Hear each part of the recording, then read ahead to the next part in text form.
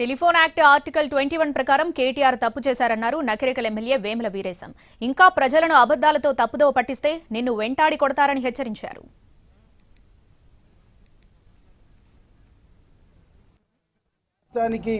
ఏం ప్రమాదం పొంచిందని నువ్వు ఫోన్ ట్యాపింగ్ చేసినావు, ఏ చట్టం ప్రకారం చేసినావు, ఏ విధంగా ఈ ఫోన్ ట్యాపింగ్ పాల్పడ్డావు స్పష్టంగా తెలంగాణ ప్రజలకు చెప్పవలసినటువంటి అవసరం. 2000 సంవత్సరంలో ఇన్ఫర్మేషన్ టెక్నాలజీ యాక్ట్ ఒకటి వచ్చింది. భారత రాజ్యాంగంలో ఆర్టికల్ 21లో ఉన్నటువంటి స్వేచ్ఛ, వ్యక్తి యొక్క భద్రత, దీనికి భిన్నంగా ఎవరు టెలిఫోన్ను రికార్డ్ చేసినా అది క్షమించరాని నేరం అని చెప్పేసి ఆ యాక్టులో చెప్పింది.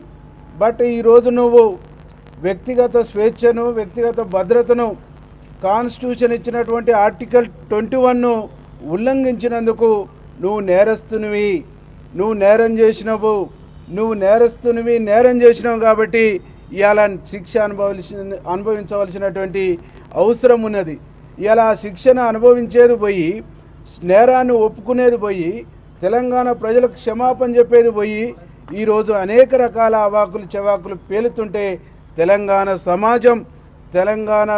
సమాజం ఇవాళ నీ గురించి నవ్వుకుంటుందని చెప్పేసి సందర్భంగా నేను స్పష్టం చేసింది. మీ ప్రజాస్వామ్యం ఎక్కడ పోయింది? ఇలా అచ్చొచ్చిన ఆంబోతు లెక్క ఎగురుతూ ఉన్నాడు కేటీఆర్. ఏదో ఘనకార్యం చేసినా అని చెప్పి నేను సిట్టునే ప్రశ్నిస్తా అని చెప్తున్నాడు. మరి ఇది ఒక సీరియల్ అట. ఫోన్ ట్యాపింగ్ అనేది ఒక్కొక్కరిని ప్రశ్నిస్తుంది ప్రభుత్వం. ప్రజాస్వామ్య బద్ధంగా, లా అండ్ ఆర్డర్ బద్ధంగా ఎవరిని ఎప్పుడు ప్రశ్నించాలి, ఎవరిని ఎక్కడ ప్రశ్నించాలనేది సిట్ అధికారులు చూస్తారు. అది ప్రభుత్వం పని కాదు. ఇలా సిట్ పని.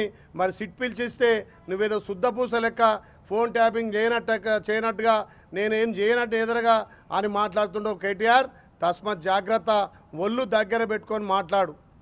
మా గౌరవ ముఖ్యమంత్రి మీరు చేసిన తప్పులు, మీరు చేసిన అప్పులు ఒక్కొక్కటిగా సర్దిద్దుకుంటూ మీరు 10 ఏళ్ళు చేయనటువంటి అభివృద్ధి సంక్షేమాన్ని మా గౌరవ ముఖ్యమంత్రి చేస్తుంటే ప్రజల నుంచి వస్తున్న ఆదరణ చూసి ఓర్వలేక మీ పార్టీని బతికించాలని, మీరు లైవ్లో బతికుండాలని చెప్పి మా పార్టీ మీద, మా నాయకుల మీద చిల్లర మల్లర మాట్లాడుతున్నావు.